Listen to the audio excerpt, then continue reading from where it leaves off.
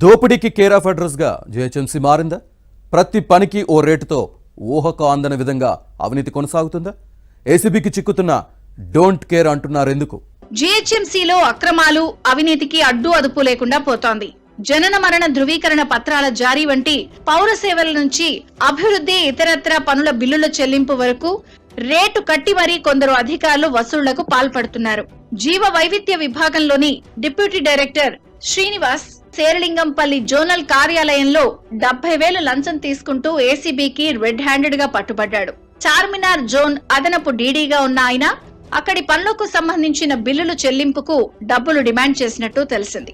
మొక్కల పెంపకం, plantation, landscape, గార్డెన్ల వంటి చిన్నా చితకా పనులు చేసే యూపీడీ విభాగంలోనే 70,000 డిమాండ్ చేశారంటే 100 కోట్ల పనులు చేసే ఇతర విభాగాల్లో అవినీతి ఊహకందని విధంగా సాగుతోంది. బల్దియా ఇంజనీరింగ్ లో మెయింటెనెన్స్, ప్రాజెక్టులు, ఎస్ఎన్డిపి విభాగాలున్నాయి. సీసీ, బీటీ రోడ్లు, ఫుట్పాత్ల నిర్మాణం, నాలాల పూడికితీత, మల్టీపర్పస్ ఫంక్షన్, మోడల్ మార్కెట్లు వంటి మెయింటెనెన్స్ విభాగం పరిధిలోని అంశాలు.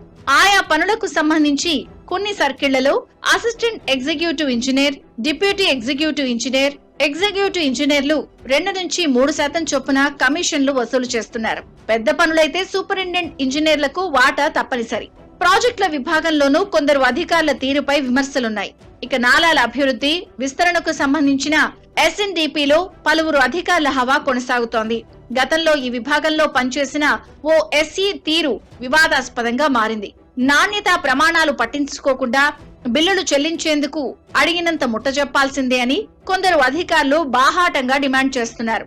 సంస్థలోని లేక్స్ విభాగంలో పనిచేసే ఇంజనీర్లు భవన నిర్మాణాలకు సంబంధించిన స్థలాలు, చెరువులు, ఎఫ్టీఎల్, బఫర్ జోన్లు లేవని నిరభ్యంతర పత్రం ఇచ్చేందుకు లక్షలు వసూలు చేస్తున్నారు. గతంలో ఎన్ఓసి వచ్చేందుకు 8 లక్షలు డిమాండ్ చేసిన ఓ ఈఈ 2 లక్షలు తీసుకుంటూ ఏసీబీకి రెడ్ హ్యాండెడ్ గా చిక్కాడు. పట్టణ ప్రణాళిక విభాగంలో కొందరు ఏసీపీ, సెక్షన్ ఆఫీసర్లు గతంలో ఆదాయానికి మించిన ఆస్తుల కేసులో అరెస్ట్ అయ్యారు.